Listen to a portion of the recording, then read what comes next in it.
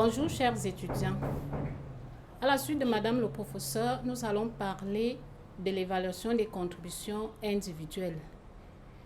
Notre propos va s'articuler en 3 points. Nous allons d'abord présenter les objectifs, la définition de l'évaluation. Par la suite, nous allons parler du processus d'évaluation et enfin, nous allons vous présenter quelques formes d'évaluation. Parlant donc de la définition de l'évaluation. Le concept d'évaluation et d'appréciation sont proches dans la littérature. Ils renvoient généralement à l'action de juger, de déterminer le prix, la valeur ou l'importance de quelque chose. L'évaluation est donc un outil de gestion qui a pour objectif d'accroître les performances individuelles et collectives, de mieux anticiper et préparer les évolutions, d'accroître les compétences des managers et de l'ensemble des collaborateurs à travers la planification, la fixation des objectifs et le suivi de l'activité. Que ce soit donc pour les évaluateurs, les évalués, le système de gestion de ressources humaines et l'entreprise en général, le concept d'évaluation poursuit un objectif d'accroissement des performances. Et dans le cours, on vous a parlé déjà au niveau de l'évaluer précisément. On vous a posé une question de savoir si le feedback était, c'est-à-dire si l'employé était prêt à recevoir un feedback négatif. À ce niveau, l'école des relations humaines nous permet de répondre à cette question parce qu'elle précise les caractéristiques d'un feedback efficace. Le feedback doit alors être spécifique plutôt que général, s'ancrer sur le comportement plus que sur la personne, prendre en compte les besoins de l'apprécié plutôt que ceux de l'appréciateur et surtout être orienté vers les comportements que l'employé, c'est-à-dire l'évalué, peut changer.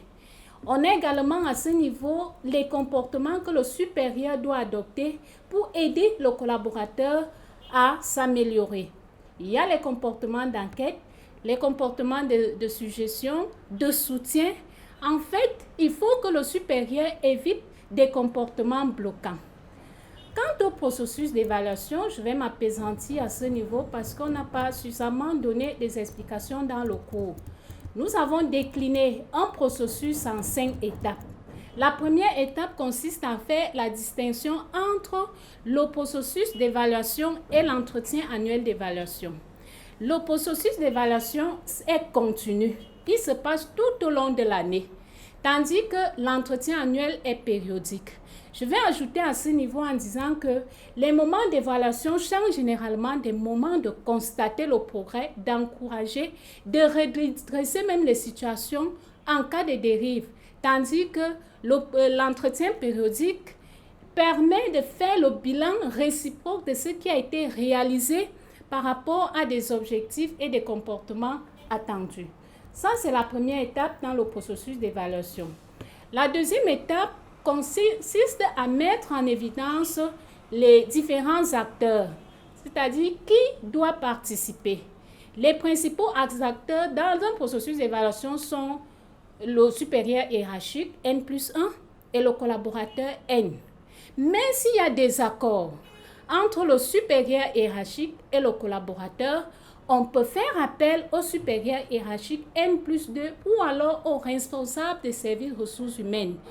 On peut également ajouter qu'en dehors de ces acteurs-là, l'évaluation peut associer des clients, des fournisseurs, des collègues ou alors des collègues en général. Et même l'employé peut également s'auto-évaluer. Donc, voilà les différents acteurs de l'évaluation. Donc, c'est la deuxième étape du processus, la mise en évidence des différents acteurs. Troisième étape du processus, c'est la détermination de la période d'évaluation. On retient tout simplement à ce niveau qu'il n'y a pas de calendrier type. L'évaluation, c'est un processus continu. Quatrième étape du processus, il faut déterminer l'objet d'évaluation.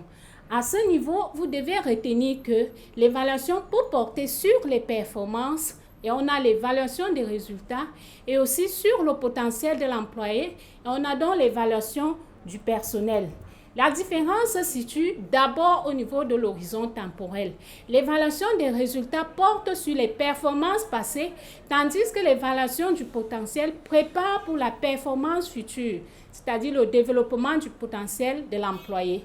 Au niveau des objectifs, il y a également une petite nuance. Les deux visent l'amélioration des performances, mais l'évaluation des résultats améliore les performances à travers le système de sanctions qui peut être mis en place au sein de l'entreprise. Tandis que l'évaluation du potentiel vise également cet objectif d'amélioration des performances, mais plutôt à travers l'auto-formation et le développement personnel. Il y a également une différence au niveau des méthodes. L'évaluation des résultats utilise des échelles de notation, des grilles de notation, de comparaison, de distribution des notes pour classer par exemple les employés au sein de l'entreprise. Tandis que l'évaluation du potentiel comme méthode, c'est-à-dire s'appuie sur des conseils, la confiance mutuelle même entre les employés. On a également le rôle de l'évaluateur. Au niveau de l'évaluation des résultats, l'évaluateur joue le rôle de juge, tandis que au niveau de l'évaluation du potentiel, c'est un conseiller qui encourage et qui doit écouter, qui doit aider et guider l'employé.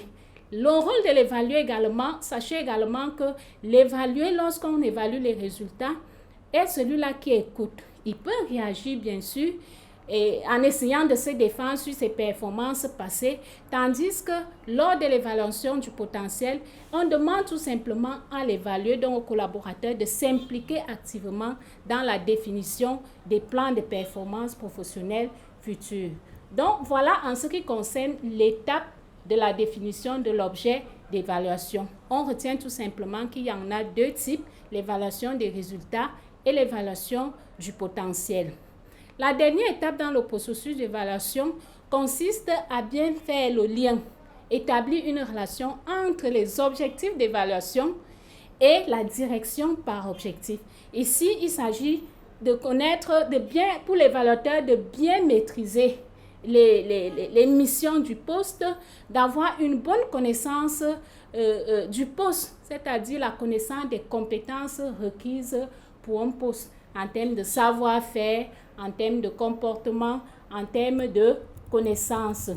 Donc, voilà en ce qui concerne le processus d'évaluation. Le dernier point de la présentation de ce jour va porter sur les formes d'évaluation. On vous a décliné, on distingue également plusieurs formes d'évaluation qui ont été déclinées déjà dans le cours. La première forme qui est même au centre d'évaluation, c'est le bilan des compétences. Il s'appuie sur plusieurs techniques. Il y a les tests de personnalité, les tests d'intelligence. Il y a également même des questionnaires d'autodescription, les exercices de présentation orale.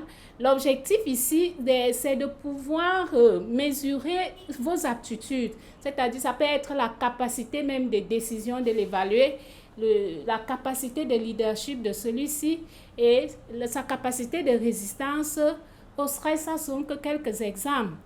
En plus donc, du bilan de compétences, on a également une autre forme d'évaluation, c'est le bilan, en plus du bilan comportemental, autant pour moi, on a une autre forme d'évaluation, c'est le bilan des compétences, ou encore appelé bilan professionnel ou bilan de carrière, qui permet à l'entreprise d'anticiper et de décider de l'évolution de carrière du collaborateur et au collaborateur de faire un point, c'est-à-dire diagnostiquer, de faire un diagnostic objectif et se donner des moyens pour relancer la carrière. Les méthodes utilisées ici sont également des tests, ça peut être des questionnaires ou alors des entretiens qui vont permettre à l'employé de trouver, diagnostiquer les points faibles et de pouvoir évoluer. La troisième forme d'évaluation que nous avons mobilisée dans le cours, c'est l'évaluation 360 degrés. Vous avez déjà entendu parler de ce concept d'évaluation 360 degrés. Cette méthode, cette forme, consiste à demander à celui qui est apprécié d'indiquer les noms de quelques personnes avec lesquelles il travaille et dont l'appréciateur peut solliciter l'avis. bien évidemment, l'appréciateur peut accepter ou refuser les noms proposés en fonction de la pertinence même et de l'indépendance des personnes. Et les personnes concernées sont généralement, ça peut être le collaborateur, les clients, les fournisseurs, les collègues. Une autre forme d'évaluation, c'est le coaching. Le coaching, l'accompagnement. L'accompagnement vise l'amélioration des performances dans l'ensemble, le développement des aptitudes à court et long terme. Et on a une dernière forme d'évaluation, l'auto-évaluation, qui renvoie même à la responsabilisation des salariés pour qu'ils prennent en charge leur avenir, leur projet professionnel. Mais cette auto-évaluation, je précise à ce niveau que cette auto-évaluation a une faible validité du fait du biais cognitif. Bien cognitif, pourquoi? Parce qu'on peut estimer avoir une bonne connaissance de soi, alors que ce n'est pas le cas. Donc, l'auto-évaluation, pour que l'auto-évaluation soit efficace, il faut qu'on complète cette auto-évaluation par l'évaluation 360 degrés, l'évaluation par les tiers, pour pouvoir vraiment apporter une valeur, pouvoir aider le collaborateur à pouvoir s'améliorer. Je vous remercie pour aujourd'hui.